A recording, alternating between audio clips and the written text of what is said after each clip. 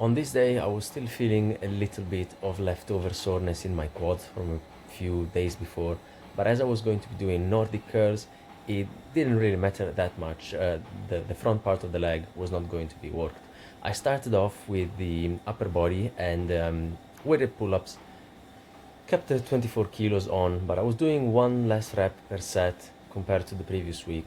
A couple of days before this session, I was doing AMRAP sets, and I was a couple of reps shy from the total that I was doing in the previous one. So I thought that maybe it wasn't the best few days in terms of upper body pulling training. So I decided to take it a bit easier.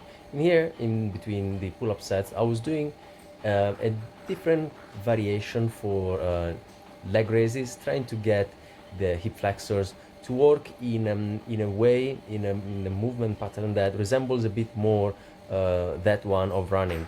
If I'm doing normal knee raises, be that with a weight or with cables lying on the floor, the movement that my knees perform is a very vertical one, at least relative to my body. And if I was going to be in a more staggered stance that resembled a little more the act of running, then I noticed that my knees are going forward and up. And I hope that this is a more specific way, at least slightly more specific, to target that specific movement pattern in a way that is conducive to improvement in running.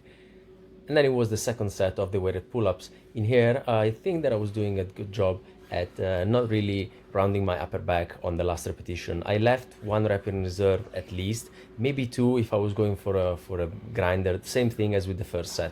And in here, Nordic curls, I was doing 6 reps in the first set, and then I was going down in the second and the third one because same as with the weighted pull-ups, I don't really want to run myself into the ground going too high in intensity. This was the grinder here, and I thought that the next set I was going to be taking it a bit easier. Also because I was going up in weight on the hammer curls. So I took two 16 kilo dumbbells, and the way that I'm going to be progressing this now is to go back down to about 8 repetitions per set and then slowly make my way up. 16 kilos is quite a sizable upgrade in weight because it's an extra 4 kilo overall.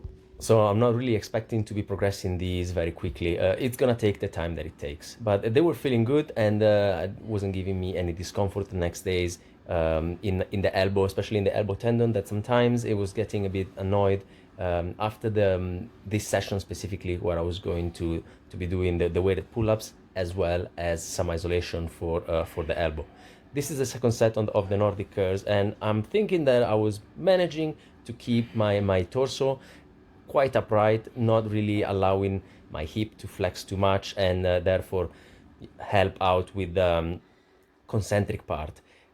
That fourth rep was coming up a bit slower than the previous one, so I decided to end the set there, allowing myself to keep one repetition in reserve and just going a bit easier on these. The intensity is very high for a relatively low amount of repetitions, and I am doing some extra work, extra volume as I'm warming up for this exercise at a more flexed hip position. So I want to be able to get as many repetitions that are clean and that I'm happy with as I can. So this was the last set.